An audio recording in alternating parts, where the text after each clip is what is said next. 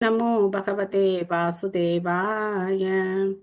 नारायणं नमस्कृत्य नरं चैव नरोत्तमं देवीं सरस्वतीं व्यासं ततो जयमुदीरयेत्। नष्टप्रायेषु भद्रेषु नित्यं बाहवद सेवया भगवती उत्तमश्लोके भक्तिर्भवती नैष्टुकी।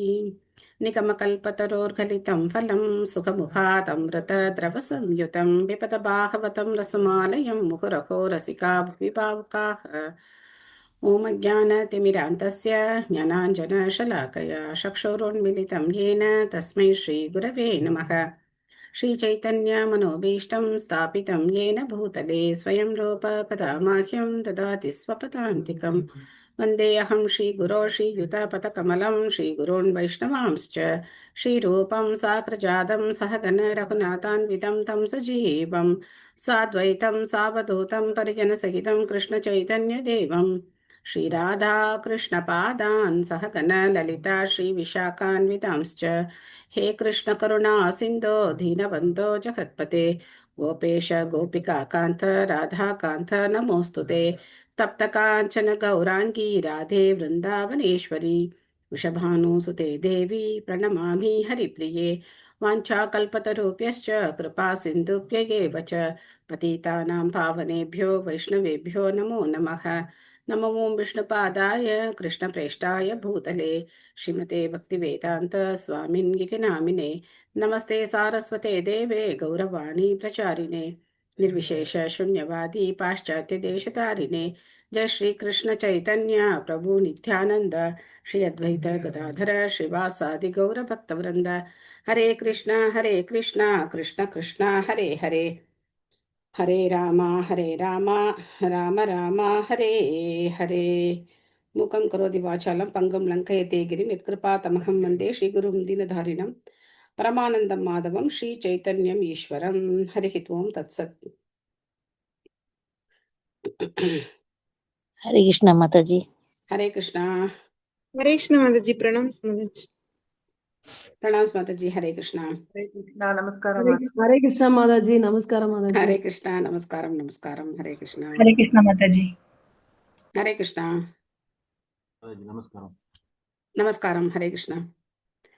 ஸோ நேற்று பார்த்ததுல என்ன ஞாபகம் இருக்கு சொல்லலாமா?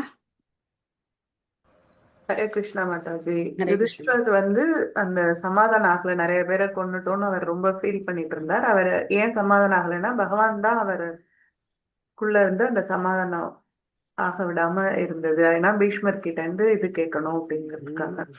Very good. Thank you Mataji. Thank you. Hare Krishna. அப்புறம் பகவானின் செய்தியான ஸ்ரீமத் பகவத்கீதை கேட்டதும் முடிவை மாற்றிக்கொண்டு பகவானுக்கு அவர் தொண்டு செய்தார். அவ்வாறு தொண்டு செய்ததனால்தான் பகவானின் ஒரு புகழ் பெற்ற பக்தரானார் அர்ஜுனன். அர்ஜுனன். Okay, thank you Mataji. ஹரே அப்புறம் மாதாஜி. ஹரே கிருஷ்ணா. பிரணாம். ஹரே மாதாஜி. அதான் மூன்று நிலை பக்தர்கள், மூன்று நிலையில உயர்நிலை பக்தர்கள்ட்ட அவங்கள்ட்ட ஏதாவது டவுட் இருந்தா நம்ம வந்து கிளியர் பண்ணிக்கணும்.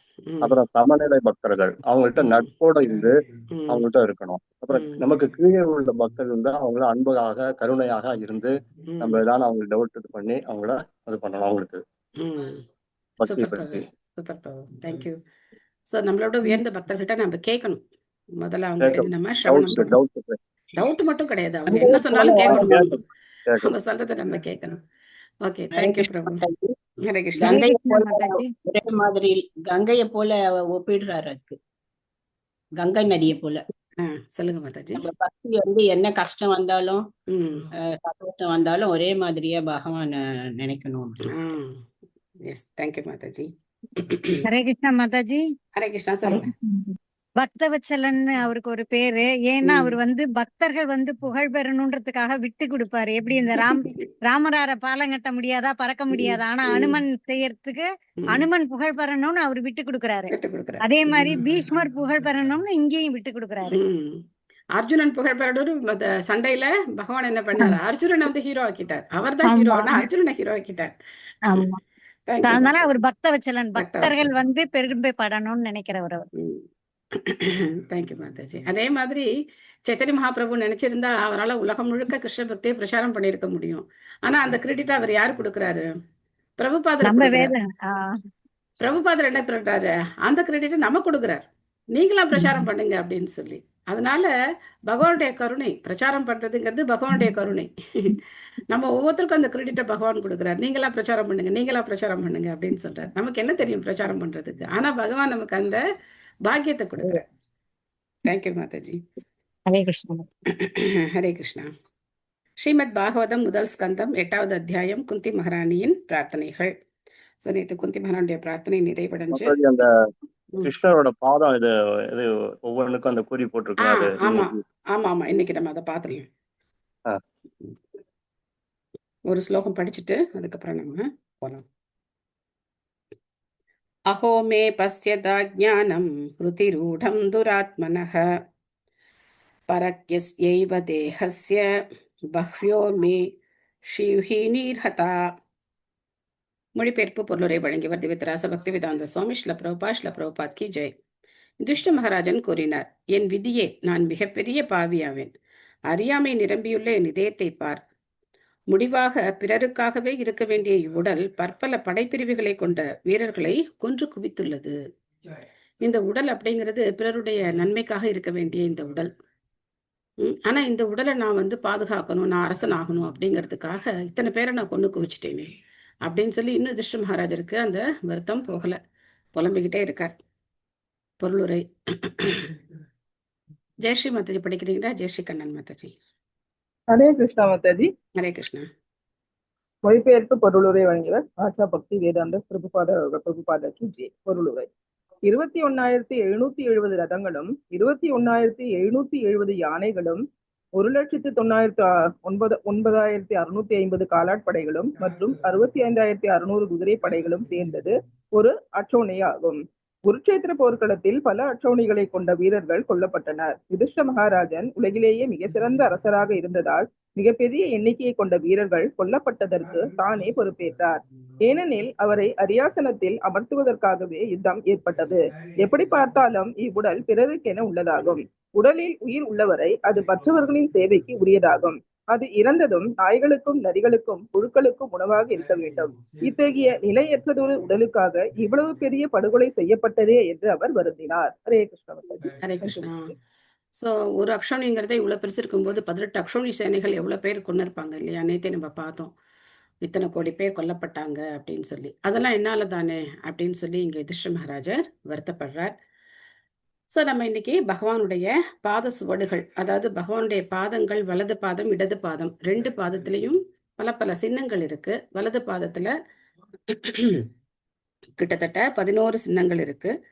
இடது பாதத்துல 8 சின்னங்கள் இருக்கு. மொத்தம் 19 சின்னங்கள் பகவானுடைய பாதத்துல இருக்கு. இது ரொம்ப அஸ்பீஷியஸ், புனிதமானது, நமக்கு எல்லா விதமான மங்களங்களையும் கொடுக்கக்கூடியது. பகவான் பாதத்துல இருக்கிற ஒவ்வொரு சின்னங்களும் பக்தர்களுக்காகவே, அவர்களுக்கு நன்மை பண்றதுக்காகவே இருக்கக்கூடியது. முதல்ல பார்த்தோம்னா ஒரு ஒரு கதிர் மாதிரி இருக்கும், பார்லி கதிர் மாதிரி இருக்கும். அந்த கதிர் என்ன பண்ணுது அப்படின்னாக்க எல்லா விதமான வளங்களையும் நமக்கு கொடுக்கக்கூடியது. ஏன்னா பார்லிங்கிற தானியங்களே ரொம்ப முக்கியமான ஒரு தானியம். பார்லி வச்சு உயிர் வாழ்ந்துடலாம். நீங்க பாத்தீங்க அப்படின்னாக்க பரத மகாராஜர் அதாவது பரதன் ராமருடைய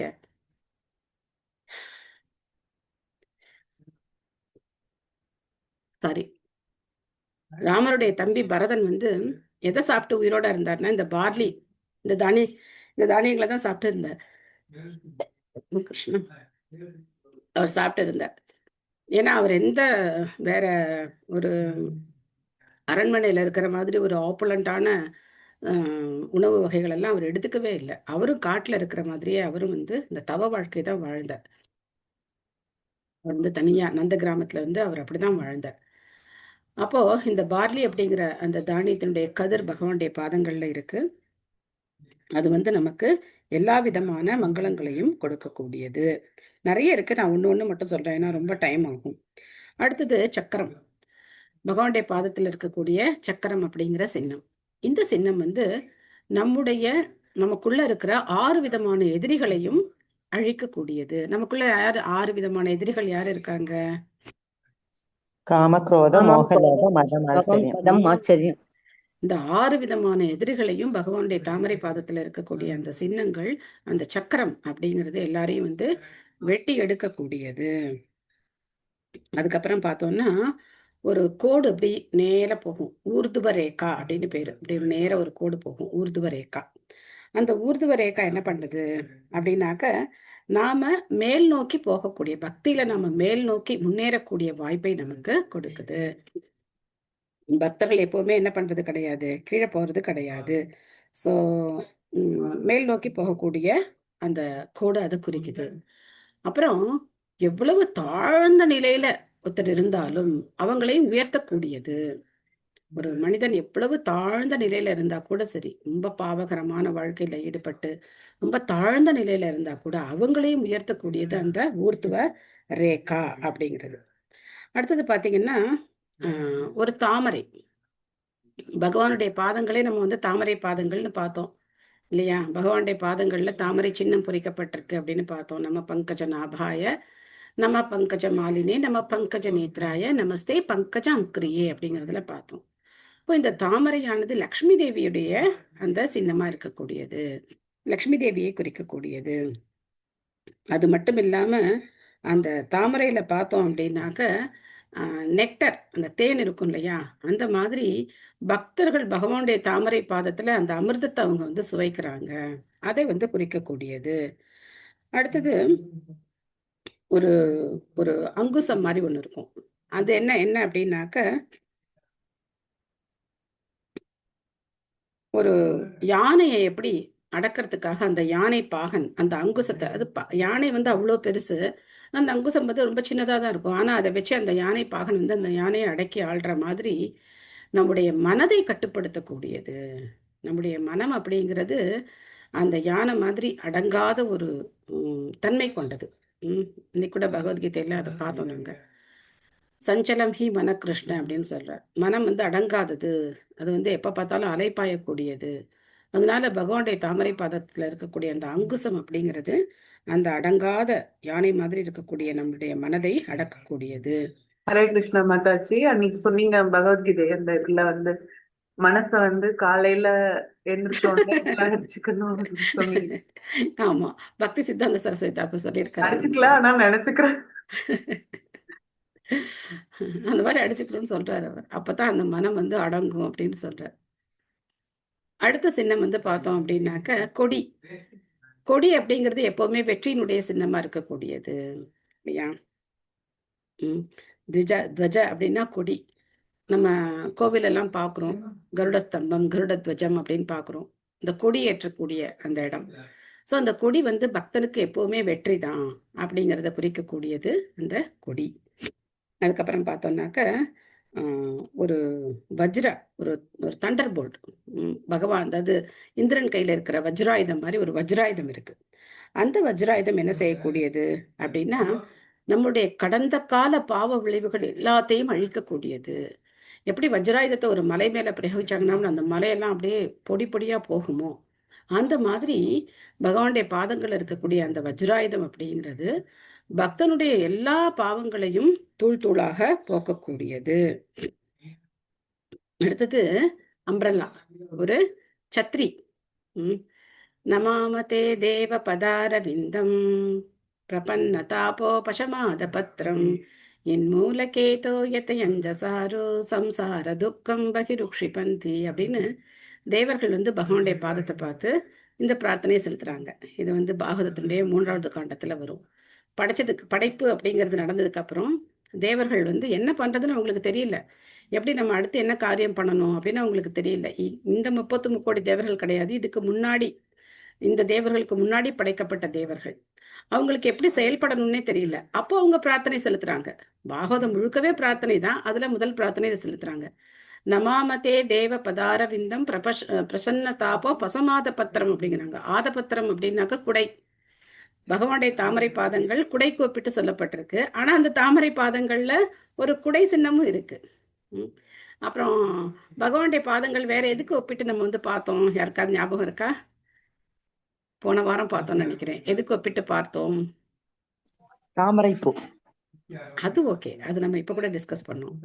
இன்னொரு ஒரு இதுக்கு ஒப்பிட்டோம். யாருக்கு ஞாபகம் இருக்குன்னு பார்க்கலாம். சரி, உங்களுக்கு ஒரு க்ளூ கொடுக்கட்டுமா? க்ளூ வேணுமா இருக்காது? எஸ் மாதாஜி. மாதாஜி. ஓகே.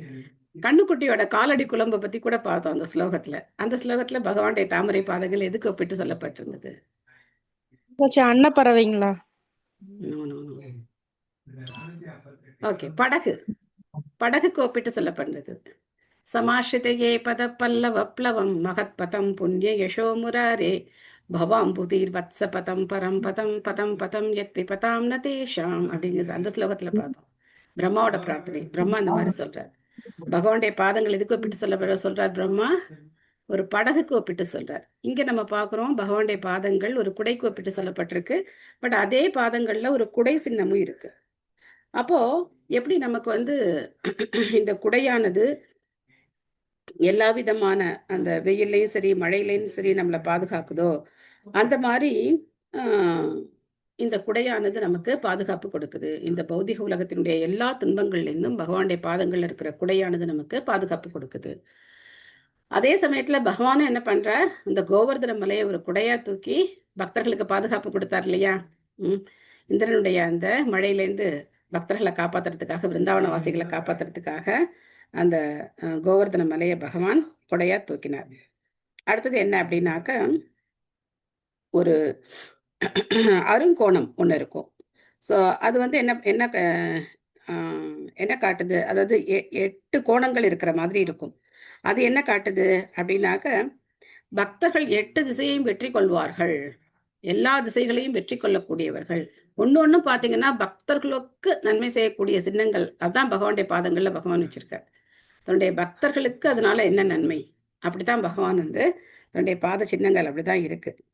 அப்படி அந்த மாதிரியான ஒரு நன்மையை கொடுக்கக்கூடியது.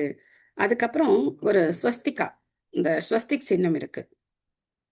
அது பக்தனுக்கு எந்த அமங்கலமும் கிடையாது, எப்பவுமே பக்தன் மங்களகரமானவன் அப்படிங்கிறத குறிக்கிறதுக்கான அந்த ஸ்வஸ்திகா இருக்கு.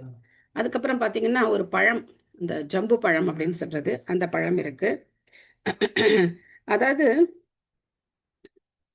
யார் இந்த ஜம்பு தீப வாசிகள், நம்ம பாகவதம் படிக்கும்போது படிக்கலாம், பல விதமான தீபங்கள் இருக்கு. அதுல ஜம்பு தீப வாசிகள் பகவானை வழிபடுறாங்க. அவங்களுக்காக அந்த பழம் அப்படிங்கிறது பகவானுடைய அந்த பாதங்கள்ல அந்த சின்னம் இருக்கு. மொத்தம் பகவானுடைய வலது பாதத்துல இருக்கக்கூடிய 11 சின்னங்களை பத்தி நம்ம பார்த்திருக்கோம்.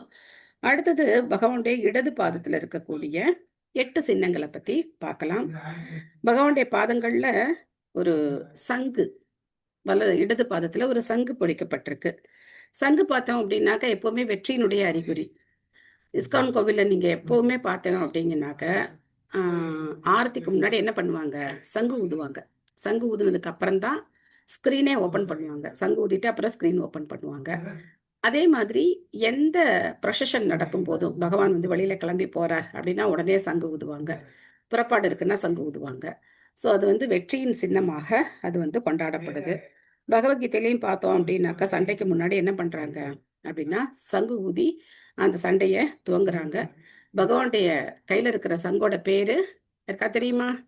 பாஞ்சஜன்யம். பாஞ்சஜன்யம். Very good. பாஞ்சஜன்யம் ரிஷிகேஷோ தேவதத்தம் தனஞ்சய பௌண்ட்ரம் தத்மோ மகாசங்கம் பீம கர்மா விருகோதரக அப்படின்னு.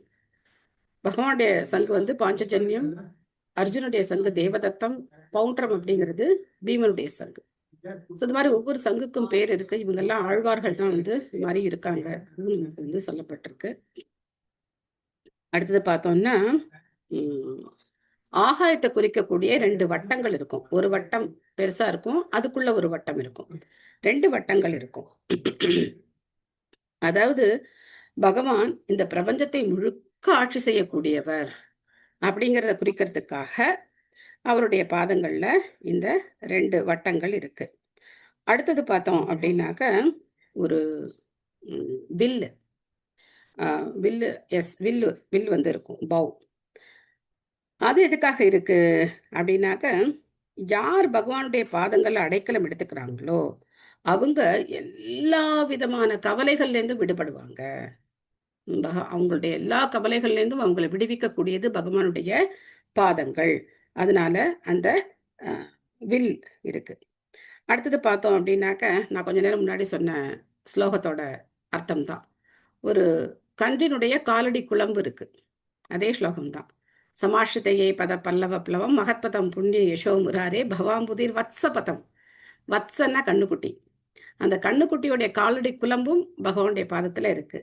அப்படின்னா இந்த பௌதீக இந்த சம்சார சாகரம் அப்படிங்கிறது யார் பகவானுடைய பாதங்கள்ல அடைக்கலம் எடுக்கிறாங்களோ அவங்களுக்கு அந்த காலடி குழம்புல இருக்கிற தண்ணி மாதிரி ஈஸியா அதை என்ன பண்ணிடலாம், அதை வந்து கடந்து போயிடலாம்.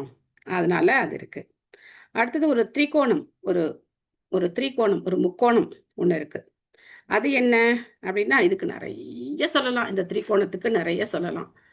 3 விதமான துன்பங்கள்லேருந்து நம்மளை பாதுகாக்கக்கூடியது, ஆத்தியாத்மிக, அதிபௌதிக, அதிதெய்வீக. இந்த மாதிரி 3 விதமான துன்பங்கள்லேருந்து நம்மளை காக்கக்கூடியது. அதுக்கப்புறம் 3 உலகங்கள், மேல் உலகம், கீழ் உலகம், மத்திய லோகம். இந்த 3 உலகங்கள்ல இருக்கிற எல்லாருக்கும் அடைக்கலம் கொடுக்கக்கூடியது. அதே மாதிரி பார்த்தீங்க அப்படின்னாக்க ஸ்ரீதேவி, பூதேவி, நீலாதேவி, இவங்க 3 பேரையும் குறிக்கக்கூடியது. இதுதான் நம்ம வந்து அகச்சக்தி, புறச்சக்தி, நடுத்தர சக்தி அப்படிலாம் நம்ம சொல்றோம் இல்லையா. ஸ்ரீதேவி, பூதேவி, நீலாதேவி. ஸோ அவங்களுக்கும் வந்து இந்த இதுதான் இருக்கு அப்படின்னு சொல்லி. அதுக்கப்புறம் பார்த்தோம் அப்படின்னா இந்த மூன்று இந்த முக்கோணமும் வந்து பகவானுடைய தாமங்களை குறிக்கக்கூடியது. என்ன தாமங்கள் அப்படின்னா மதுரா, விருந்தாவன், துவாரகா, இந்த தாமங்களை குறிக்கக்கூடியது.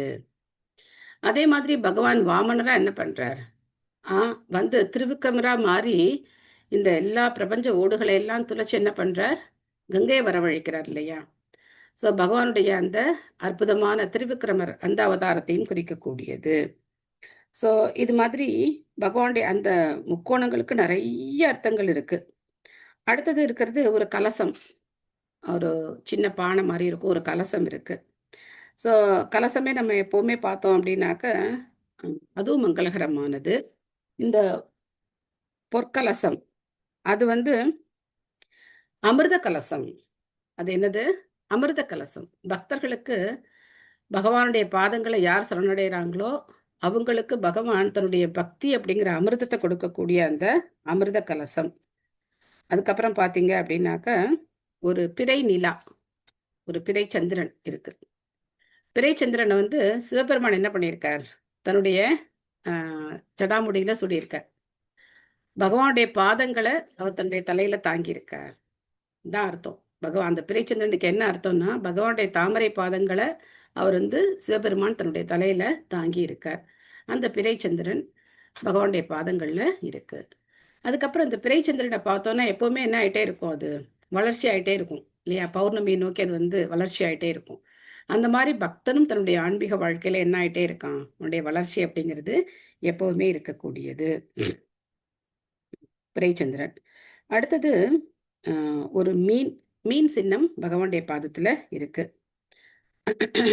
எப்படி அந்த மீனால தண்ணி இல்லாம வாழ முடியாதோ, ஒரு மீன் அதை நீங்க கரையில கொண்டு வந்து அதுக்கு என்னதான் நீங்க வந்து வசதி பண்ணி கொடுத்தாலும் அந்த மீனால என்ன பண்ண முடியாது, தண்ணி இல்லாம அதெல்லாம் வாழவே முடியாது. அது மாதிரி ஒரு பக்தன் பகவானுடைய அந்த தொடர்பு இல்லாம, பகவானுடைய சங்கம் இல்லாம அவனால வாழ முடியாது. எப்பவுமே பகவானையே சார்ந்து வாழ்றது தான் பக்தனுடைய லட்சணம். ஸோ அதை குறிக்கிறதுக்காக அந்த மாதிரியான ஒரு மீன் சின்னமும் இருக்கு. அதுக்கப்புறம் பகவானுடைய பாதங்கள், அந்த பாதத்தில் இருக்கிற அந்த மீன் சின்னமானது நம்மளுடைய காம எண்ணங்களை போக்கக்கூடியது.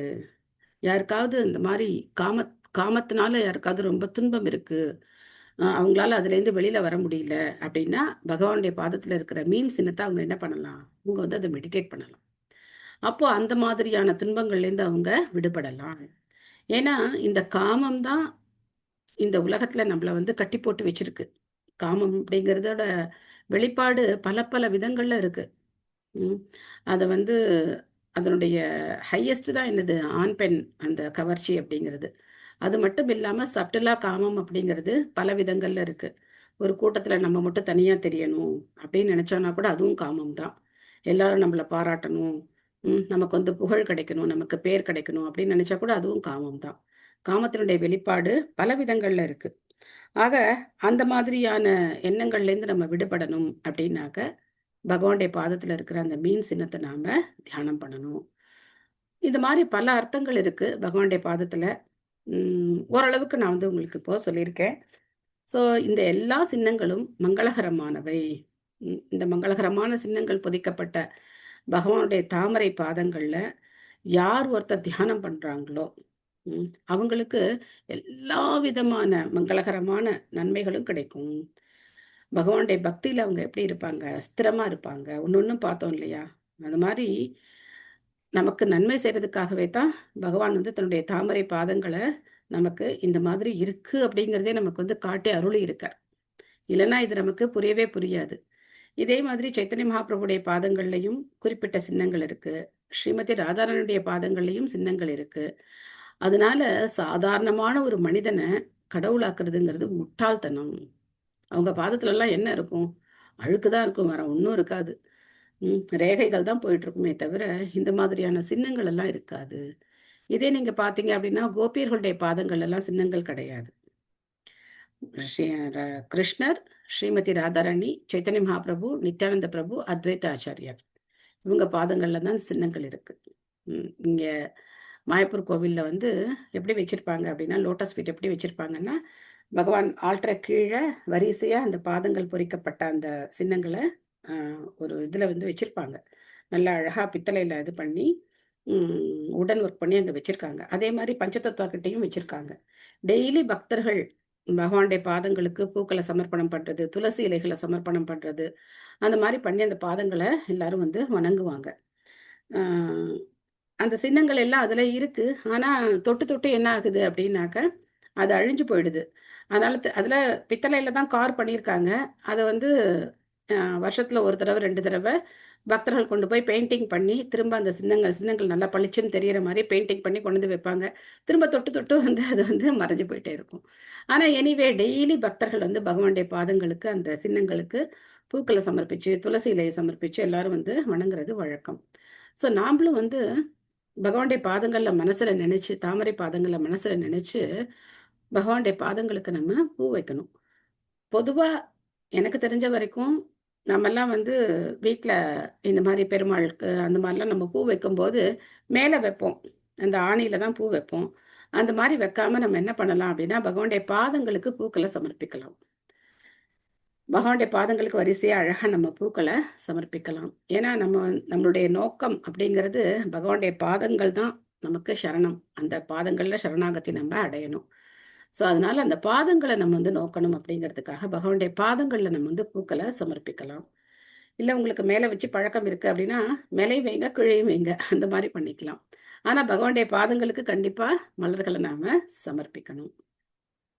ஓகேவா?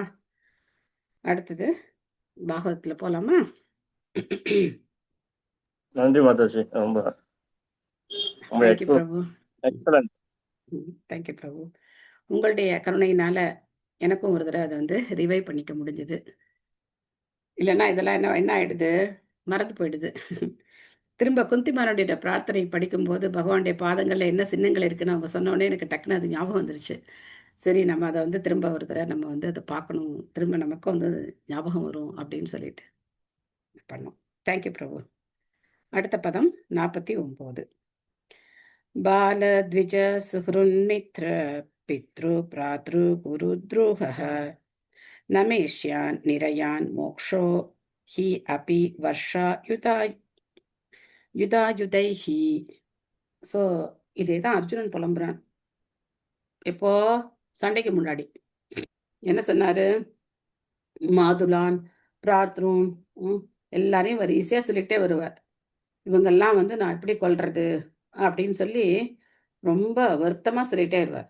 அதே தான் இங்க சொல்றார். பால சின்ன குழந்தைங்க, த்விஜ பிராமணர்கள், சுகுருன் நலம் விரும்பிகள், மித்ர நம்மளுடைய உறவினர்கள், பித்ரு பிராத்ரு குரு துரோக எல்லாரையும் நம்ம வந்து இது மாதிரி பண்ணிட்டோமே. பல சிறுவர்கள், பிராமணர்கள், பிற நலம் விரும்புவோர், நண்பர்கள், பெற்றோர்கள், ஆசான்கள் மற்றும் சகோதரர்கள் ஆகியோரை நான் கொன்றேன். என்னுடைய இப்பாவங்களுக்கெல்லாம் எனக்காக காத்திருக்கும் நரகத்தில் லட்சக்கணக்கான ஆண்டுகள் நான் வாழ்ந்தாலும் அதிலிருந்து எனக்கு விடுதலை கிடைக்காது. ஒரே முடிவு பண்ணிட்டார். நான் வந்து நரகத்துக்கு தான் போக போறேன். அங்க போய் லட்சக்கணக்கான வருஷங்கள் நான் வந்து நரகத்துல அனுபவிச்சா கூட எனக்கு வந்து இதுல இருந்து விடுதலை கிடைக்கவே கிடைக்காது. ஏன்னா யார் யாரை பாதுகாக்கணுமோ அவங்களெல்லாம் நான் கொன்னுட்டேன் அப்படின்னு சொல்லி இங்க வந்து வருத்தப்படுறார். சுபமலர் மாதாஜி படிக்கிறீங்களா? படிக்கிறேன் மாதாஜி. ஹரே கிருஷ்ணா. பொருளுரை. போர் மூழும் பொழுதெல்லாம் சிறுவர்கள், பிராமணர்கள் மற்றும் பெண்களைப் போன்ற பல குற்றமற்ற ஜீவராசிகள் படுகொலைக்கு உட்படுவது நிச்சயம். இவர்களை கொல்வது மிகப்பெரிய பாவமாக கருதப்படுகிறது. அவர்கள் அனைவரும் குற்றமற்றவர்கள் என்பதால் எச்சூழ்நிலையிலும் அவர்களை கொல்வதற்கு சாஸ்திரங்களில் தடை விதிக்கப்பட்டுள்ளது. எண்ணற்ற இக்கொலைகளை பற்றி யுதிஷ்டிர மகாராஜன் அறிந்திருந்தார். அதை போலவே இரு படை பிரிவுகளிலும் நண்பர்களும் பெற்றோர்களும் ஆசான்களும் கூட இருந்தனர். அவர்கள் அனைவருமே கொல்லப்பட்டனர். அத்தகைய கொலையை பற்றி நினைத்து பார்க்கவும் அவருக்கு திகிலூட்டுவதாக இருந்தது. எனவேதான் லட்சக்கணக்கான கோடிக்கணக்கான வருஷங்களுக்கு தான் நரகத்தில் வாழ வேண்டியிருக்கும் என்று அவர் எண்ணினார். ஹரே கிருஷ்ணா மாதாஜி. நன்றி. கிருஷ்ணா. இது பக்தனுடைய மனநிலை. ஆனா பக்தர் இல்லாதவங்க என்ன நினைக்கிறாங்க? இந்த மாதிரி லட்சக்கணக்கான கோடிக்கணக்கான மிருகங்களை கொண்டு சாப்பிட்டா கூட அவங்க நாக்கு திருப்தி அடைகிறது கிடையாது. திரும்ப அந்த கொலை பாதகத்தை பண்ணிட்டு அவங்க கொக்கரிக்கிறாங்க. இது என்னுடைய உரிமை, என்னுடைய தட்டுல என்ன இருக்கணும்னு சொல்லி நீ சொல்லாத, அது என்னுடைய உரிமை, நான் என்ன சாப்பிடணும் அப்படிங்கிறது என்னுடைய உரிமை, அதுல தலையிடுறதுக்கு யாருக்கும் உரிமை கிடையாது. இந்த மாதிரி எல்லாம் பேசுறாங்க.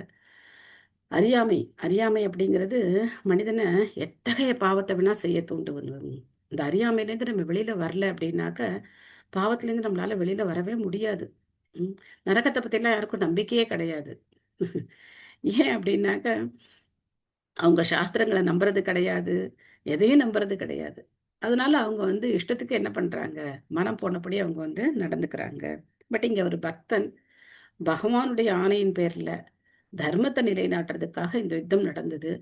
ஆனாலும் யுதிஷ்டிர மகாராஜர் என்ன நினைக்கிறார், என் பொருட்டு நடந்தது, நான் தான் இதற்கான பொறுப்பு அப்படின்னு சொல்லி அவர் வந்து நினைக்கிறார். நைனோ ராஜ்நக பிரஜா பர்த்துர் தர்ம யுத்தே வதோத்விஷாம் இதி மே நது போதாய கல்பதே சாசனம் வச்சக. குடிமக்களை பராமரிப்பதில் ஈடுபட்டுள்ள ஒரு அரசர் சரியான காரணத்திற்காக கொலை செய்வாரானால் அதில் பாவமில்லை. ஆனால் இவ்வுத்தரவு எனக்கு பொருந்தக்கூடியது அல்ல. சாஸ்திரமும் தெரிஞ்சிருக்கு, ஆனா என்ன சொல்றாரு, இது எனக்கு பொருந்தாது, நான் வந்து மகா பாதகமான செயலை பண்ணிட்டேன் அப்படின்னு சொல்லி அவர் வந்து வருத்தப்படுறார். விமலா தேவி மாதாஜி படிக்கிறீங்களா? ஹரே கிருஷ்ண மாதாஜி. போன இதுல வந்து ஒரு டவுட் மாதாஜி, எஸ் எஸ். அந்த சிறுவர்கள், பிராமணர்கள், பெண்கள்னு சொல்லிருக்காங்க மாதாஜி. அதுல பெண்கள் எப்படி மாதாஜி போர்ல படுகொலை செய்ய முடியும்? அது புரியல. பெண்கள் நேரடியா வந்து போர்ல பங்கேற்றிருக்க மாட்டாங்க. என்ன ஆயிருப்பாங்க, அப்போ அந்த கணவன்கள் இருக்கும்போது அவங்க என்ன பண்ணுவாங்க, உடன்கட்டை ஏறிடுவாங்க இல்லையா? நம்ம பார்த்தோம் இல்லையா, ஒரு கணவன் இறந்துட்டார் அப்படின்னா அந்த பெண் வந்து அவங்களும் வந்து அந்த கணவனோட உடன்கட்டை ஏறிடுறாங்க. ஸோ அதெல்லாம் பார்க்கும்போது பெண்களும் என்ன பண்றாங்க, இறந்து போயிருக்காங்க இல்லையா? டைரக்டா பெண்கள் சண்டையில பங்கேற்றிருக்க மாட்டாங்க. ஏன்னா பெண்கள் சண்டைக்கு அந்த பக்கம் வரமாட்டாங்க. அதே மாதிரி குழந்தைகளும் வரமாட்டாங்க. ஆனா என்ன பண்ண முடியும், இந்த மாதிரி தவிர்க்க முடியாமல் இந்த மாதிரியான சந்தர்ப்பங்கள்ல என்ன ஆகுது அப்படின்னாக்க அறியாமல் கூட கொல்லப்பட்டிருக்கலாம். இன்னும் சொல்ல போனா பாதுகாப்பில்லாத பெண்களும் கூட கொல்லப்பட்டதுக்கு சமமாகத்தான் சொல்லப்படுவாங்க. அதே மாதிரி குழந்தைகளுக்கு பெற்றோர்கள் இல்லை அப்படின்னா அந்த குழந்தைகள் என்ன பண்ணுவாங்க, தாயும் இறந்துட்டாங்க, தந்தையும் இறந்துட்டாங்க அப்படின்னா அந்த குழந்தைகள் என்ன ஆவாங்க, யோசிச்சு பாருங்க. ஒரு நாட்டிலையும் இப்ப கூட நம்ம யுத்தங்கள் நடக்கும்போது பாத்தீங்க அப்படின்னாக்க கண்ணை மூடிக்கிட்டு குண்டு வீசுறாங்க, பொதுமக்கள் மேல குண்டு வீசுறாங்க. அப்போ அறியாத குழந்தைகள் பாதிக்கப்படுறாங்க, எல்லாரும் பாதிக்கப்படுறாங்க. பட் அந்த நாள்ல அந்த மாதிரி நடக்கல. ஆனாலும் இந்த மாதிரி உடன்கட்டை ஏறினதுனாலையும் தாய் தந்தையரை இழந்த குழந்தைகள்னாலையும் அவங்க வந்து பாதிக்கப்படலாம். ஹரே கிருஷ்ண ஹரே கிருஷ்ணா. தேங்க்யூ. ஹரே கிருஷ்ண மாதாஜி. ஹரே கிருஷ்ண மாதாஜி. படிங்க மாதாஜி. ஸ்ரீல பிரபுபாதாக்கு ஜெய். பிரஜைகளுக்கு தீங்கிழைக்காதபடி அரசாட்சியை துரியோதனன் நன்கு நடத்தி வந்தான். அந்த அரசாட்சியில் யுதிஷ்டிர மகாராஜர் நேரடியாக சம்பந்தப்பட்டு இருக்கவில்லை என்ற போதிலும் துரியோதனனிடம் இருந்து அரசாட்சியை தன் கைக்கு மாற்றிக்கொள்ள வேண்டும் என்ற ஒரே காரணத்திற்காக எண்ணற்ற சீவராசிகளின் கொலைக்கு தான் காரணமாக இருந்து விட்டதாக யுதிஷ்டர் மகாராஜர் எண்ணினார். கொலை அரசாட்சி நடைபெற்று கொண்டிருந்த பொழுது நிகழவில்லை. ஆனால் அரசாட்சி பொறுப்பை யுதிஷ்டர் ஏற்க வேண்டும் என்ற காரணத்திற்காக நிகழ்ந்ததாகும். ஆகவே எல்லா பாவங்களுக்கும் தானே பொறுப்பாளி என்று அவர் நினைத்தார். ஹரே கிருஷ்ண மாதாஜி. ஹரே கிருஷ்ண மாதாஜி. தேங்க்யூ மாதாஜி. நன்றி மாதாஜி. ஸோ பொறுப்பை வந்து அவர் ஏத்துக்கிறார் இல்லையா? நேரடியா அவருக்கு யுதிஷ்டர் மகாராஜா நேரடியா சம்பந்தம் இல்லை அப்படின்னாலும் தனக்காக இந்த ஒரு யுத்தம் நடந்ததே அப்படின்னு சொல்லி அவர் வந்து நினைக்கிறார்.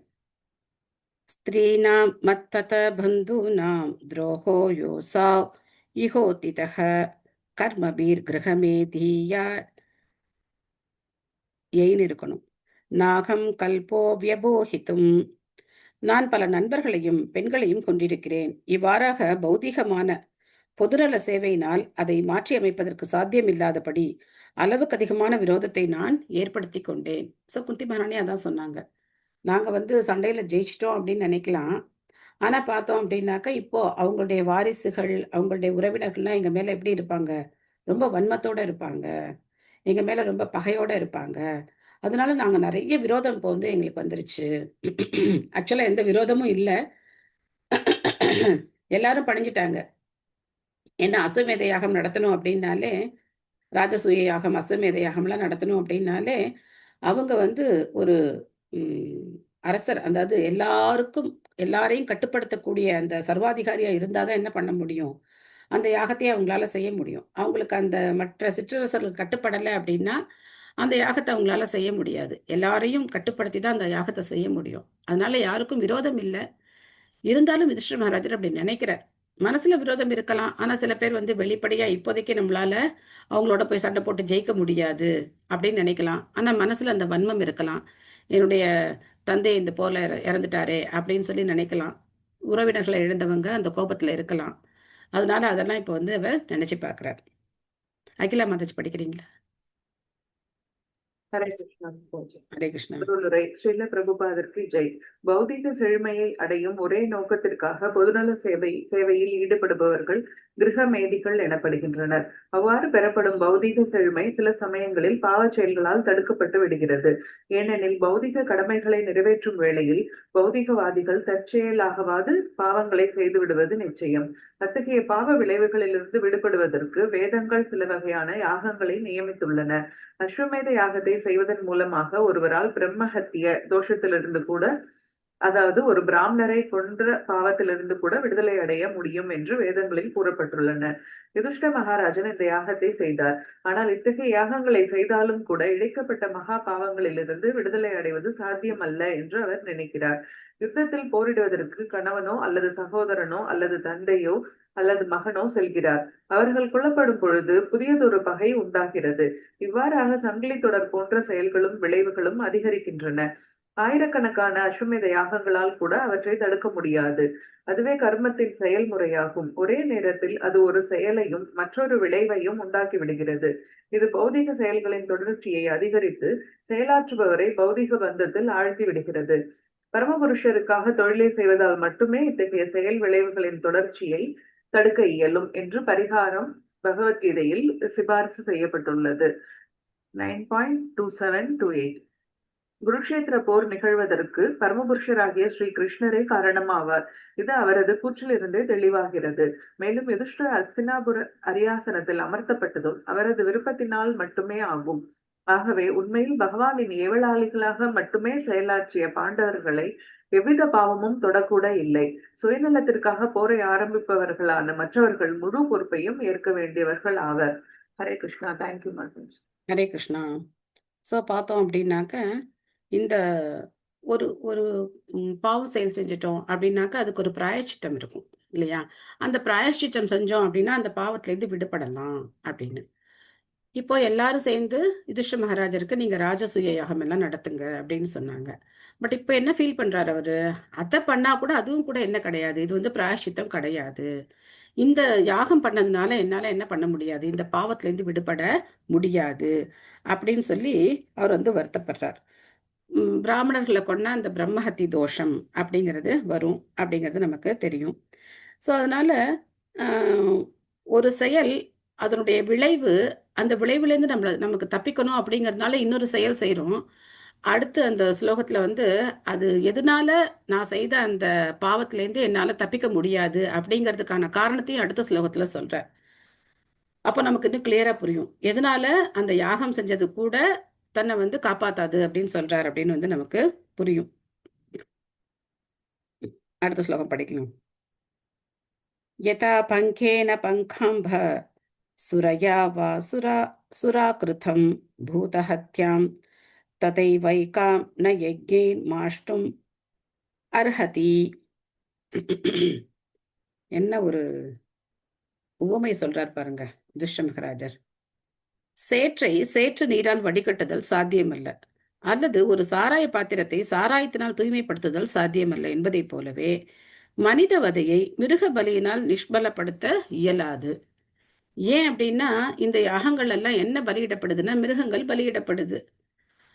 ஏற்கனவே இத்தனை மனுஷங்களை இத்தனை மிருகங்களை கொன்ன பாவம் போகணும்னு சொல்லிட்டு இன்னொரு மிருகத்தை கொண்டு நான் அதை பலியிட்டு நான் அந்த யாகம் செய்ததுனால எனக்கு எப்படி அந்த பாவம் போகும் அப்படின்னு சொல்றாரு அவர். இது சாஸ்திரத்தை அவர் வந்து சந்தேகிக்கல. அவருடைய அந்த மனநிலையை நம்ம வந்து எப்படி புரிஞ்சுக்கணும் அப்படின்னா அந்த கம்பேஷன், அந்த இரக்கத்தை வச்சு நம்ம வந்து புரிஞ்சுக்கணும் எவ்வளோ ஒரு ஒரு இரக்கத்தோட இருக்கார் அப்படின்னு நம்ம புரிஞ்சுக்கணும். ஒரு சமயத்துல ஸ்ரீல பிரபுபாதருக்கு சின்ன குழந்தையா இருக்கும்போது உடல் நலம் இல்லாமல் போகுது. ரொம்ப சின்ன குழந்தையா இருக்கார், அப்போ உடல் நலம் இல்லாமல் போகுது. அப்போ ஒரு வைத்தியர் வந்து பார்த்துட்டு அவருக்கு என்ன சொல்றாரு அப்படின்னா, இவருக்கு வந்து அந்த கோழி அந்த மாதிரி சூப் கொடுங்க இந்த குழந்தைக்கு அப்படின்னு சொல்றாங்க. அப்போ பிரபுபாதருடைய தாய் தந்தையர் அவங்க வீட்டில் எல்லாருக்கும் ரொம்ப அதிர்ச்சி ஆயிடுச்சு. ஏன்னா அவங்கெல்லாம் வந்து தூய வைஷ்ணவர்கள். பிரபுபாதர் சின்ன வயசுலேருந்தே வெங்காயம் பூண்டெல்லாம் சாப்பிட்டது கிடையாது, எப்போவுமே பகவானுடைய பிரசாதம் தான் சாப்பிட்ருக்காங்க.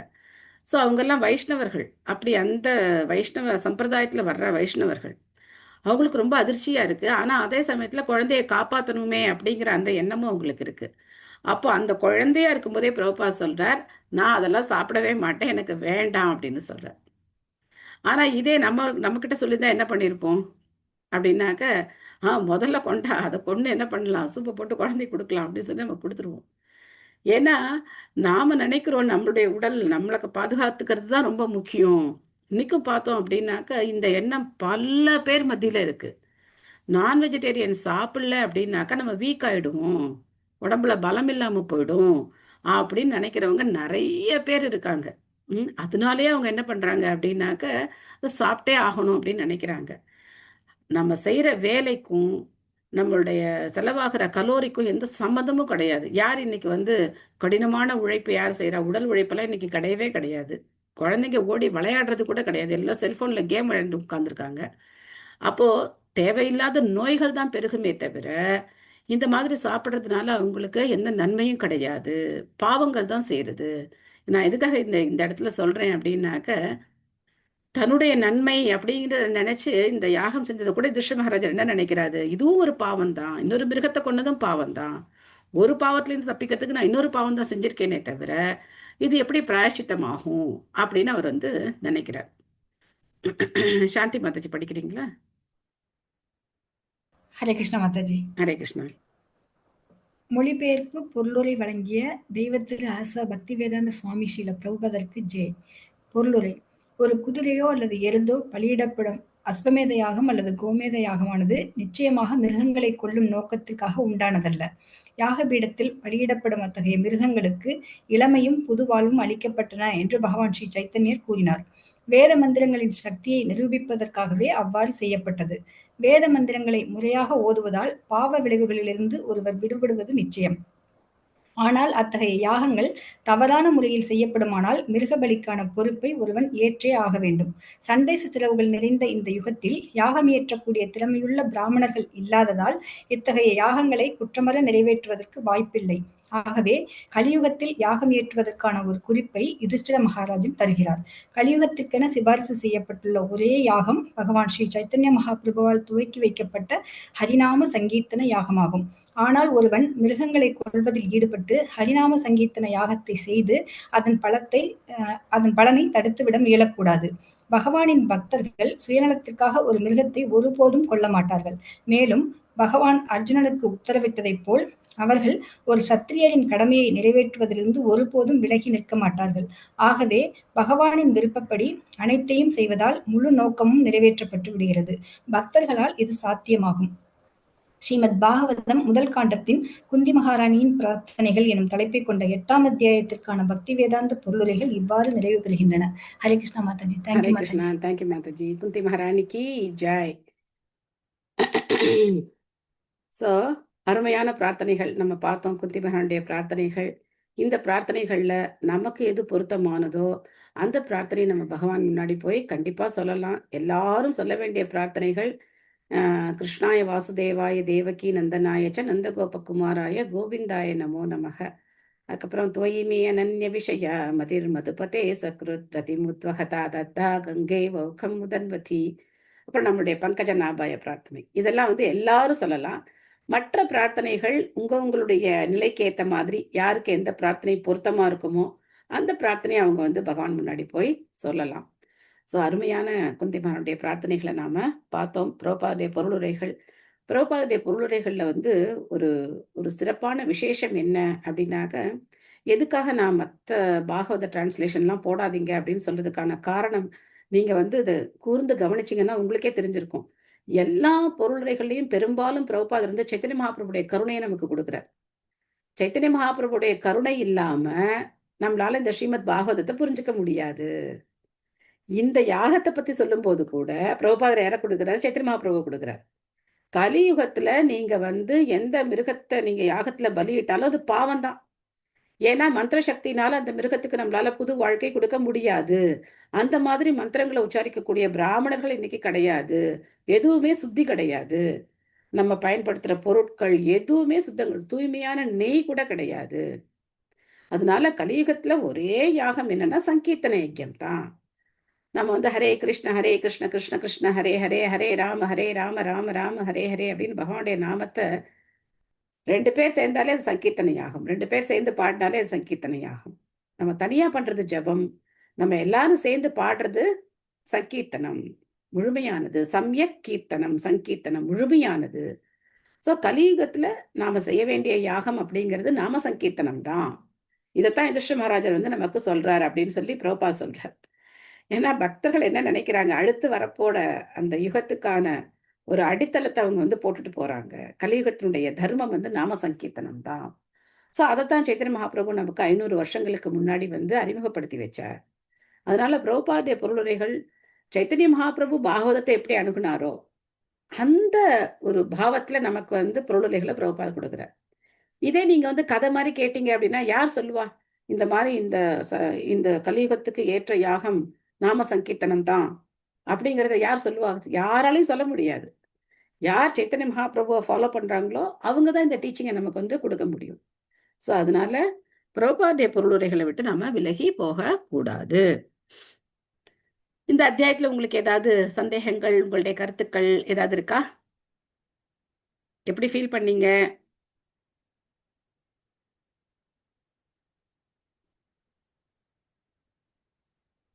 எல்லாரும் ரொம்ப அமைதியா இருக்கீங்க. ரொம்ப நல்லா இருக்கும். ரொம்ப சூப்பரா இருக்கும். அடுத்த அத்தியாயம் போலாமா நம்ம? நான் ஸ்லோகம் தான் கேட்கணும்னு நினைச்சேன், நீங்களே சொல்லிட்டீங்க எது சொல்லணும். Okay, thank you.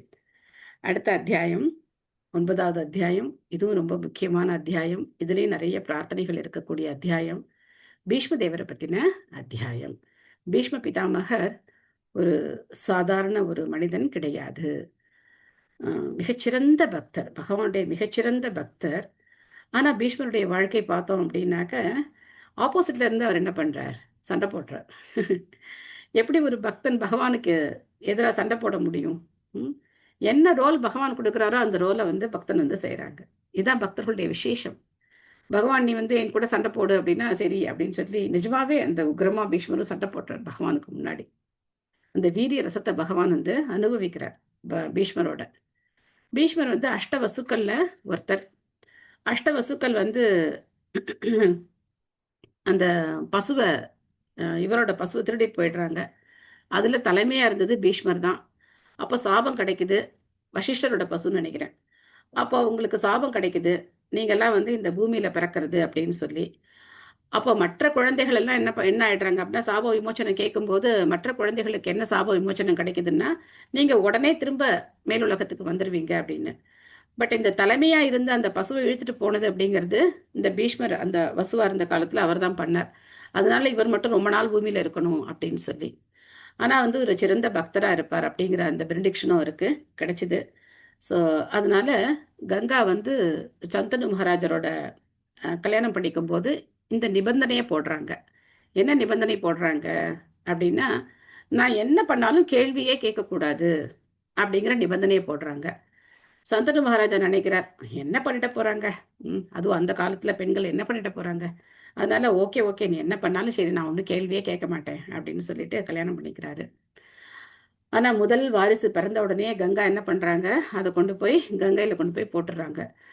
சந்தனு மகாராஜாவுக்கு இதேமே வெடிச்சு போகுது. ஏன்னா ஒரு அரசன் அப்படின்னா அவங்களுக்கு வாரிசு தான் ரொம்ப முக்கியம். அடுத்த பட்டத்துக்கு வர வேண்டிய அவங்களுடைய சந்ததி தான் அவங்களுக்கு ரொம்ப முக்கியம். இது மாதிரி ஒரு குழந்தையா அவங்க போட்டுக்கிட்டே இருக்காங்க. இவரால் தாங்கவே முடியல. அதுக்கப்புறம் பீஷ்மர் பிறந்த போது அந்த குழந்தைய போய் போடும்போது அப்பத்தான் கேட்கிறார், நீ என்னதான் நினைச்சிட்டு இருக்க, எதுக்காக இந்த மாதிரி பண்ற அப்படின்னு சொல்லி. அப்போ உடனே கங்கா மாதா சொல்லிடுறாங்க, இனிமே நீ வந்து என்னோட இருக்க முடியாது, நானும் உன்னோட இருக்க முடியாது. எப்போ நம்மளுடைய அந்த ஒரு அக்ரிமெண்ட்டை நீ வந்து மீறிட்டியோ இனிமே நான் உன்னோட இருக்க மாட்டேன் அப்படின்னு சொல்லிட்டு அவங்க கிளம்பிடுறாங்க. ஆனா அதே சமயத்துல குழந்தையும் எடுத்துட்டு போறாங்க. பீஷ்ம தேவர் வந்து தேவலோகத்துல தான் அவர் வந்து வளர்ந்தது. தேவவிரதா அப்படின்னு அவருடைய பேரு. அங்கத்தான் அவர் வளர்றார். பல்வேறு சாஸ்திரங்கள் எல்லாத்தையும் அவர் வந்து தேவலோகத்துல கத்துக்கிறார். போர்க்கலைகள், சாஸ்திரங்கள் எல்லாத்தையும் அங்க பிரகஸ்பதி கிட்ட, அந்த மாதிரி மிகப்பெரிய தேவலோகத்துல இருக்கிறவங்க யார்கிட்ட கத்துப்பாங்களோ அந்த மாதிரி எல்லாத்தையும் அவர் அங்க கத்துக்கிறார். அதுக்கப்புறம் இளைஞனானதுக்கு அப்புறம் தான் அவர் வந்து சந்தனு மகாராஜர்கிட்டயே வந்து வராரு. அப்போ சந்தனு மகாராஜர் வந்து மனைவியை பிரிஞ்சு இருக்கார். ஆனா இத்தனை காலமும் அவருக்கு அந்த ஏக்கம் இருந்துகிட்டே இருக்கு. அதுக்கப்புறம் தான் அவர் வந்து சத்தியவதியை பார்க்குறார். சத்தியவதியை பார்க்கும்போது அவருக்கு திருமணம் செஞ்சுக்கணும் அப்படின்னு ஆசையா இருக்கு. ஆனா சத்தியவதியுடைய தந்தை அவர் வந்து ஒரு மீனவர். ஆனா அவர் என்ன கண்டிஷன் போடுறார் அப்படின்னா, என் மகன் வயிற்றுல யார் பிறக்கிறாங்களோ அவங்க தான் அடுத்த வாரிசு ஆகணும். அப்படி இருந்தா தான் நான் உனக்கு கல்யாணம் பண்ணி கொடுப்பேன். உனக்குத்தான் ஏற்கனவே வளர்ந்த பையன் இருக்கானே, அப்படி இருக்கும்போது அந்த பையன் தானே வாரிசா வர முடியும். என் மகள் வயிற்று குழந்தைங்க எப்படி வாரிசாக முடியும், அவங்க எப்படி அரசாட்சிக்கு வர முடியும், அதனால கல்யாணம் பண்ணி கொடுக்க மாட்டேன் அப்படின்ற. அப்போ சந்தனு மகாராஜா ரொம்ப வருத்தமா இருக்கு அவருக்கு. தலையை தொங்க போட்டுக்கிட்டு வந்துடுறாரு, என்ன பண்றது அப்படின்னு. அப்போ தேவவிரதன் பார்க்குறார், அப்பா எதுக்காக இவ்வளோ சோகமா இருக்கார் அப்படின்னு சொல்லி அவருக்கு புரியல. அதுக்கப்புறம் அமைச்சர்கள்ட்ட எல்லாம் கேட்கும்போது அவங்க சொல்றாங்க, இந்த மாதிரி ஒரு பெண்ணை கல்யாணம் பண்ணிக்கணும்னு ஆசைப்படுறார். ஆனா அவங்க அப்பா இந்த மாதிரி எல்லாம் சபதம் போட்டிருக்காரு, இந்த மாதிரி கண்டிஷன்லாம் போட்டிருக்காரு அப்படின்னு சொன்ன உடனே இவர் வந்து அப்பா கிட்ட கூட கன்சல்ட் பண்ணல. நேர சத்தியவதியோட அப்பா கிட்ட போறார். அப்பா கிட்ட போய் சொல்றார், நீ கவலைப்படாத, நான் வந்து வாரிசு உரிமை நான் கோர மாட்டேன், நான் அரசனாக மாட்டேன், உன் பெண் வயிற்றுல பிறக்கிற குழந்தைகள் தான் வந்து அரசனாவாங்க அப்படின்னு சொல்றார். அத்தோட விட்டார் அவரு. அவர் என்ன சொல்றாரு, சரிப்பா நீ சொல்ற, நான் வந்து அரசுக்கு நான் வந்து உரிமையை நான் வந்து இருக்க மாட்டேன் அப்படின்னு நீ சொல்ற, ஆனா உன் வயிற்றுல பிறக்கிற குழந்தைங்க என்ன பண்ணலாம், அவங்க வந்து இது எங்க அப்பாவோட ராஜ்யம் அப்படின்னு சொல்லி அவங்க வரலாமே. எவ்வளவு யோசிக்கிறார் பாருங்க அவங்க. இவரு வயிற்றுல பிறக்கிற குழந்தைய வந்து அந்த சொத்துக்கு வாரிசு வந்தா என்ன செய்யறது அப்படின்னு சொல்லி, அரசுரிமை, சொத்து கிடையாது அரசுரிமை, நான் தான் அரசன் அப்படின்னு வந்தா என்ன செய்யறது அப்படின்னு சொல்லும் போதுதான் இந்த ஒரு சபதத்தை எடுக்கிறார். என்ன சபதம், நான் நைஷ்டிக பிரம்மச்சாரியா இருப்பேன் அப்படிங்கிற சபதத்தை எடுக்கிறார். அப்பத்தான் அவருக்கு பீஷ்மர் அப்படிங்கிற பேர் வருது. வானத்திலேருந்து தேவர்கள் எல்லாம் பூ மாதிரி பொழியிறாங்க. பீஷ்மா பீஷ்மா பீஷ்மா அப்படின்னு அவரை பத்தி சொல்றாங்க. பீஷ்மர்னா அத்தனை உறுதியோட, லட்சியத்துல உறுதியோட இருக்கக்கூடியவர். அது மட்டும் இல்லாம அவர் இன்னொரு சபதம் என்ன செய்யறாரு அப்படின்னா, ஹஸ்தினாபுரத்துல ஒரு ஸ்திரமான அரசு அமைகிற வரைக்கும் நான் அந்த அரசனுக்கு பாதுகாப்பா எப்பவுமே இருப்பேன் அப்படின்னு சொல்லி அந்த உறுதிமொழியும் கொடுக்குறார். அவர் வந்து பகவானுடைய பரம பக்தரா இருக்கார். எப்பவுமே பாண்டவர்கள் மேல ரொம்ப அன்பு வச்சிருக்கார். அதுக்கப்புறம் நடந்த விஷயங்கள் எல்லாம், அதாவது சத்தியவதிக்கு 2 மகன்கள் பிறக்கிறாங்க. விசித்திர வீரியன், சித்திராங்கதன் அப்படின்னு 2 மகன்கள் பிறக்கிறாங்க. இவங்க 2 பேரும் வாரிசு இல்லாம இருக்காங்க. அதுல வந்து சித்திராங்கதன் சீக்கிரமே இறந்து போயிடுறார். விசித்திர வீரியனுக்கு வாரிசு கிடையாது. அதனால வந்து அப்புறம் இந்த அம்பிகா அம்பாலிகா அந்த கதை நடக்குது.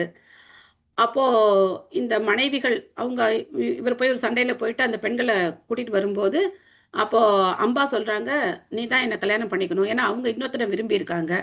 பட் ஒரு ஆடவன் உன்னை வந்து கூட்டிட்டு போனதுனால நான் உன்னை ஏத்துக்க மாட்டேன்னு அந்த இளவரசர் சொல்லிடுறாரு.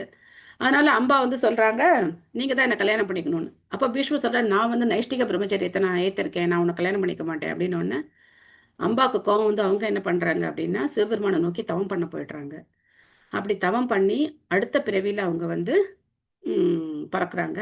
அதாவது யாரா பிறக்கிறாங்க?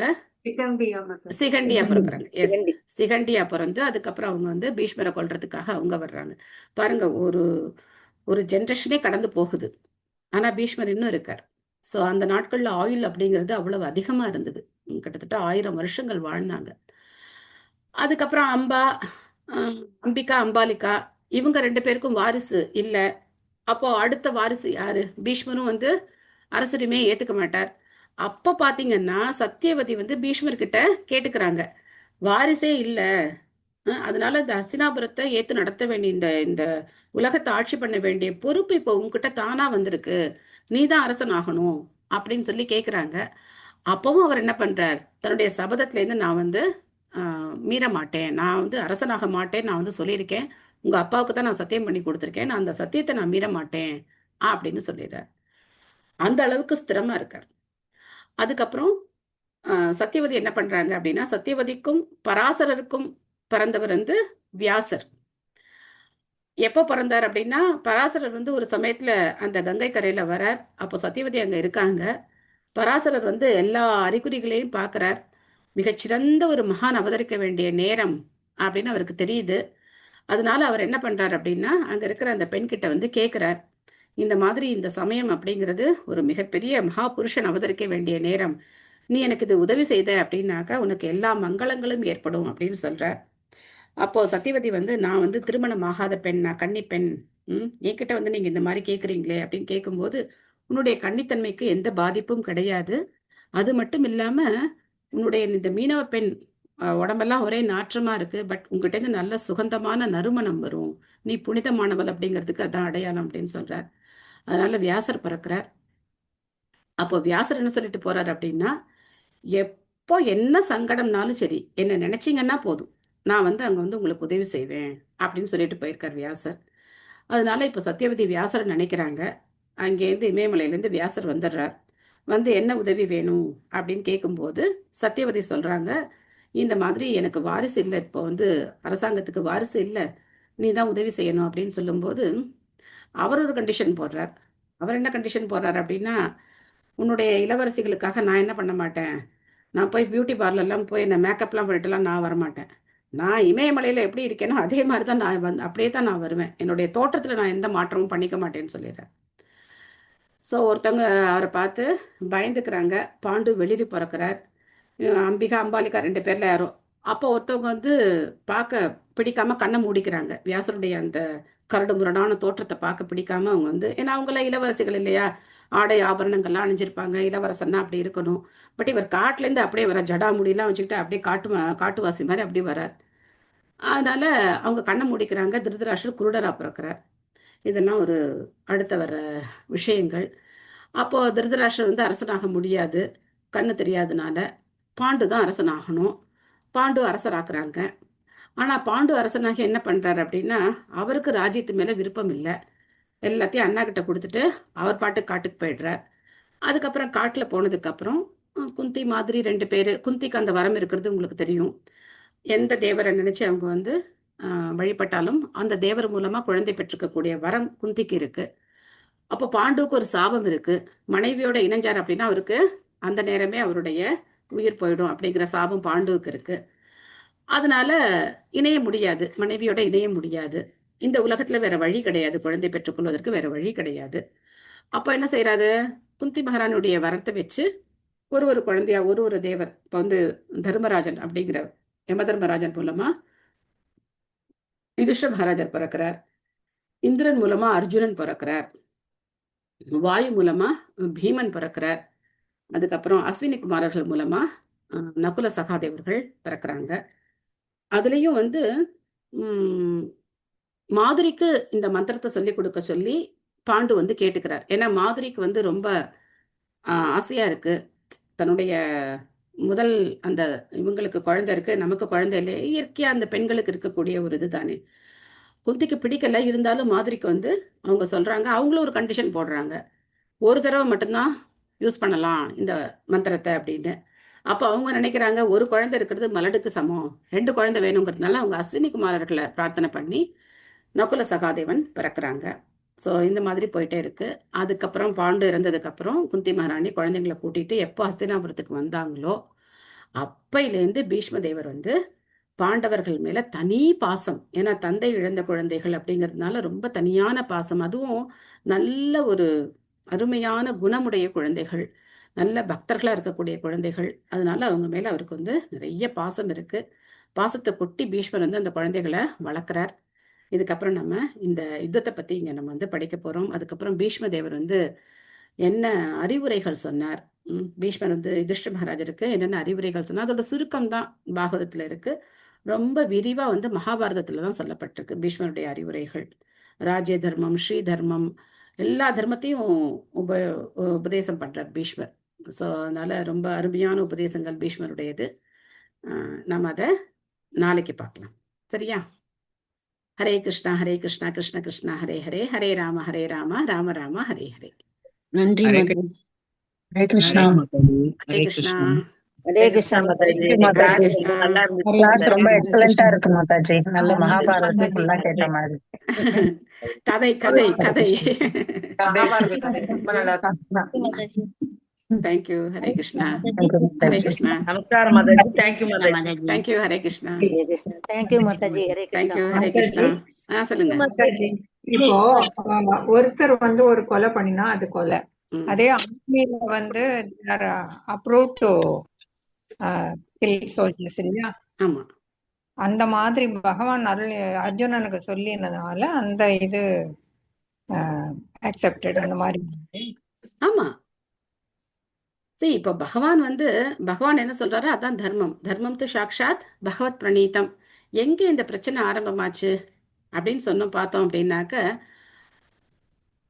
வர்ணாசிரம தர்மப்படி, வர்ணாசிரம தர்மத்தை பகவான் தான் நிலைநாட்டுறார். எதுக்காக இந்த பிரச்சனை அப்படின்னு பார்த்தோம்னா, யுதிஷ்ட மகாராஜர் அடுத்தது ஆட்சிக்கு வந்திருக்கணும். பாண்டுக்கு அப்புறம் யார் வரணும்? யுதிஷ்ட மகாராஜர் தானே வரணும். ஆனா துரியோதனனுக்கோ திருதராஷ்டிரருக்கோ விட்டு கொடுக்க மனமே இல்லையே. பாதி ராஜ்யத்தை கொடுத்தாங்க இல்லையா, காண்டவ பிரஸ்தம் அப்படிங்கிற ஒரு காட்டை கொடுத்தாங்க, போனா போகட்டும் அப்படின்னு சொல்லி பீஷ்மர் விதுரர் இவங்கெல்லாம் ரொம்ப சொன்னதுக்கு அப்புறம் பாதி ராஜ்யம் கொடுக்குறோம் அப்படின்னு சொல்லிட்டு காண்டவ பிரஸ்தம்னு ஒரு காட்டை கொடுத்தாங்க. அந்த காண்டவ பிரஸ்தத்தை அவங்க வந்து இந்திரபிரஸ்தமா மாத்திட்டாங்க, அருமையான ஒரு ராஜ்யமா மாத்திட்டாங்க. அதை பார்த்தும் பொறாமை, அதையும் நம்ம பிடுங்கிக்கணும் அப்படின்னு சொல்லி அவங்கள வந்து சூதாடத்துக்கு கூப்பிட்டு அவங்கள ஏமாத்தி அதையும் பறிச்சுக்கிட்டதுனால அங்கதான் பிரச்சனை. புரோபாதர் ஒரு பொருள் சொல்றார், 5வது கண்டத்துல ஒரு பொருள் சொல்றார், துரியோதனுடைய ஆட்சியில ஒன்றும் குறையெல்லாம் கிடையாது, அவன் நல்லா தான் ஆட்சி பண்ணிட்டு இருந்தான், மக்கள்லாம் நல்லா தான் இருந்தாங்க. ஆனா எங்க தவறு அப்படின்னா, யாருக்கு கிடைக்க வேண்டிய யார் உரிமையாளரோ அந்த உரிமையாளர்கிட்ட இருந்து ராஜ்யத்தை பறிச்சதுதான் அவன் செய்த தவறு. அதுக்காகத்தான் இந்த யுத்தம் நடந்தது. நல்ல பிஸ்கட் சாப்பிடுங்க, தீஞ்சு பிஸ்கட் நம்ம திங்கணும் ஒரு மனசுலையா? அப்படி பேசிட்டு இருக்காங்க. ஓகேவா மாதாஜி? சோ அதனால தான் இந்த மிகப்பெரிய யுத்தத்துக்கான அடித்தளம் யாரு அப்படின்னா திருதராஷ்டிரனும் துரியோதனனும் தான். அதனால தானே பகவான் தூது போயிட்டு எப்படியாவது அந்த ராஜ்யத்தை அவங்களுக்கு மீட்டு கொடுக்கணும் அப்படின்னு சொல்லிட்டு எல்லா முயற்சியும் பண்றார். ஆனா அவங்க கேட்குற மாதிரி இல்லையே. ஈஷோபனிஷத்துல ஒரு ஸ்லோகம் இருக்கு, ஈஷாவாஸ்யமிதம் சர்வம் எத்கிந்திய ஜகத்யாம் ஜெகத் தேன தெக்தேன புஞ்சீதா மா கிருத்தக கஸ்ய ஸ்வித்தனம் அப்படின்னு. எல்லாமே பகவானுடைய சொத்து, எல்லாமே பகவானுக்கு சொந்தமானது. ஆனா பகவான் நமக்குன்னு ஒரு கோட்டா, நமக்குன்னு ஒரு பங்கு கொடுத்திருக்கார். அதோட நம்ம என்ன பண்ணணும்? திருப்தி அடையணும். அடுத்தவங்க பங்குக்கு ஆசைப்படக்கூடாது. இந்த இது யாருடைய பங்கு அப்படின்னு நம்ம தெரிஞ்சுக்கிட்டு அந்த பங்குக்கு நம்ம ஆசைப்படக்கூடாது. ரொம்ப முக்கியமான ஒரு விஷயம். நமக்கு உரிமை இல்லாத ஒரு பொருளை நம்ம வந்து பறிச்சுக்கணும் அப்படின்னு நினைச்சோம் அப்படின்னாக்க அதனுடைய விளைவுகளை நம்ம சந்திக்க வேண்டியிருக்கும். அது யாரா இருந்தாலும் சரி, கணவனுக்கு மனைவி, மனைவிக்கு கணவன், அப்பா அம்மாவுக்கு குழந்தைங்க, நமக்கு நம்ம இன்னைக்கு சாப்பிட வேண்டிய சாப்பாடு, நமக்கு என்ன இருக்கோ அதான். அதனாலதான் வந்து அதிகமாகவும் சாப்பிடக்கூடாது. அடுத்தவங்க கோட்டாவை நம்ம எடுத்துக்கூடாது. மற்றவங்களுக்கு வேணும் அப்படிங்கிறத நம்ம நினைக்கணும். எல்லாத்தையும் நம்மளே சாப்பிட்டு போகணும். நல்லா இருக்குன்னா நம்மளே எல்லாத்தையும் காலி பண்ணிடலாம் நினைக்கக்கூடாது. எல்லாருக்கும் ஷேர் பண்ணணும். ஸோ இந்த மாதிரி நம்ம கோட்டா என்னவோ அந்த கோட்டாவோட நம்ம என்ன ஆகணும்? திருப்தி அடையணும். அந்த திருப்தி இல்லாதனால தான் இன்னைக்கு என்ன ஆகுது? விவாகரத்தெல்லாம் ஆகுது. ஒரு கணவன் ஒரு மனைவி அப்படின்னா அவங்க அதோட திருப்தி ஆகணும். இதுதான் பகவான் நமக்கு விதிச்சிருக்காரு, இதுதான் கோட்டா. இதுக்கு தாண்டி நமக்கு என்னோட அழகுக்கும் என்னோட நிலைக்கும் நான் இந்நேரம் வந்து இளவரசியா இருக்கணும் அப்படின்னா உனக்கு இல்லையே, அந்த பிராப்தம் இல்லையே. இருந்தா நீ இளவரசியா இருந்திருப்பியே? இல்லையே. என்ன உனக்கு கர்மா இருக்கோ அந்த கர்மாக்கு தான் உனக்கு எல்லாம் நடக்கும் அப்படிங்கிறத நம்ம நல்லா புரிஞ்சுக்கணும். சும்மா நம்ம வந்து நான் அப்படி இருந்திருப்பேன், நான் இப்படி இருந்திருப்பேன் அப்படின்னா நம்ம சொல்லிட்டு இருக்கிறதுல அர்த்தமே கிடையாது. ஸோ எப்போ அடுத்தவங்களுடைய சொத்தை அபகரிச்சாங்களோ அதனாலதான் இந்த யுத்தம் அப்படிங்கிறது நடந்தது. அதுவும் பகவான் சொல்லி அர்ஜுனர் பண்ணு. ஆமா. தேங்க்யூ மாதாஜி. ஹரே கிருஷ்ணா. தேங்க்யூ ஹரே மாதாஜி. கிருஷ்ணன். ஹரே கிருஷ்ணா. ஹரே கிருஷ்ண மாதாஜி. ஹரே கிருஷ்ணா மாதாஜி. ஹரே கிருஷ்ண மாதாஜி. ஹரே கிருஷ்ணா மாதாஜி. மொத்த மகாபாரத்தையும் ரொம்ப அழகா கடகடன்னு ரொம்ப நல்லா இருந்துச்சு மாதாஜி. சூப்பரா நல்லா தேங்க்யூ சொன்னீங்க. மாதாஜி. தேங்க்யூ. ரொம்ப சந்தோஷமா இருக்கு மாதாஜி. நல்லா நிறைய ஒண்ணுடாம விஷயங்கள் இருக்கு. எல்லாத்தையும் அப்படியே வரிசையா அடுக்க கரெக்டா அப்படியே கொண்டு வந்து சொன்னீங்க. ரொம்ப ரொம்ப பிடிச்சிருக்கு. ரொம்ப நல்லா இருக்கு மாதாஜி. நிறைய விஷயங்கள் இருக்கு. நம்ம வந்து மேலோட்டமா சொல்றோம், அவ்வளவுதான். உள்ளுக்குள்ள போய் பார்த்தோம் அப்படின்னா நிறைய கருத்துக்கள், நிறைய நீதிகள் ஒருத்தரையும் நிறைய இருக்கு. ஆனா ஆரம்பத்துல இருந்து அப்படியே எல்லாத்தையும் கொண்டு வந்துட்டீங்க ஒரு மாதாஜி. அவுட்லைன் ரொம்ப மட்டும் தான் நம்ம இந்த பார்க்கணும். டயத்துக்கு நல்லா கடகடான்னு கரெக்டா கொண்டு வந்துட்டீங்க. ரொம்ப சந்தோஷமா இருக்கு மாதாஜி. ஹரே கிருஷ்ணா. அது மாதிரி நம்ம தேவைக்கு நமக்கு என்ன நம்ம கடவுள் கொடுத்திருக்காரு அதை ஏத்துக்கிட்டு திருப்தியோட வாழணும் அப்படின்றது ரொம்ப ரொம்ப ரொம்ப ரொம்ப சந்தோஷமா இருக்கு மாதாஜி. ஹரே கிருஷ்ணா. நன்றி நன்றி மாதாஜி. உண்மையிலே நான் மனசு திருப்தியா இருக்கலாம். அடுத்தவங்களை பார்த்து பொறாமை இல்லாம, ஏக்கம் இல்லாம, என்னுடைய கோட்டா இதுதான், எனக்கு பகவான் இதான் கொடுத்திருக்கார். ஒரு சிட்டுக்குருவி வந்து அதுக்கு என்ன இருக்கோ அந்த அளவுக்கு பறக்கும். இன்னொரு குருவி, ஊர்க்குருவின்னு சொல்லுவாங்கல்ல, அது வந்து அதோட அளவுக்கு பறக்கும். பருந்து எவ்வளவு மேல வேணா பறக்கும். ஆனா நம்ம வந்து ஊர்க்குருவி வந்து பருந்தை பார்த்து ஆசைப்பட்டு நான் அந்த மாதிரி பறக்கணும்னு நினைச்சா முடியுமா? அதோட மனசுல வந்து கவலை தான் இருக்குமே தவிர, ஏக்கம் தான் இருக்குமே தவிர திருப்தி இருக்காது. ஆனா இந்த ஈசாவாஸ்யம் ஸ்லோகம் வந்து நம்மளுடைய முழுசா நம்மளை வந்து திருப்திப்படுத்தக்கூடியது. ஒரே ஒரு விஷயத்துல நமக்கு பேராசை இருக்கலாம். ஏன்னா நிறைய நாம சொல்லலாம், பகவானுக்கு நிறைய சேவை செய்யலாம் அப்படிங்கிற ஆசை, அது வந்து எவ்வளவு வேணா இருக்கலாம். அது தவறே கிடையாது. அதே இயற்கையில கூட சொல்லுவாங்க, ஒரு வேப்ப மரம் வந்து வேப்பம் பழம் வருது, அது நம்ம வந்து ஏன் தென்னங்காய் வரமாட்டேங்க அப்படி யோசிக்கிறது கிடையாது. ஏன் நம்ம ஆப்பிளா வர அப்படின்னு யோசிக்கிறது கிடையாது. அதுக்குரியதை அது கொடுத்துக்கிட்டு சந்தோஷமா இருக்கு. அது மாதிரி மனிதர்களும் நமக்கு என்ன கிடைச்சிருக்கு அப்படின்றதுல முழு திருப்தியா இருந்துட்டோம்னா நமக்கு பிரச்சனையே ரொம்ப கிடையாது. பிரச்சனையே இல்ல. உலகத்துல பிரச்சனைக்கே இடம் கிடையாது. ஆமா. ரொம்ப சந்தோஷமா தான். தேங்க்யூ ஹரே மாதாஜி. கிருஷ்ணா. ஹரே கிருஷ்ணா. நன்றி நன்றி மாதாஜி. ஹரே கிருஷ்ணா. ஹரே கிருஷ்ணா.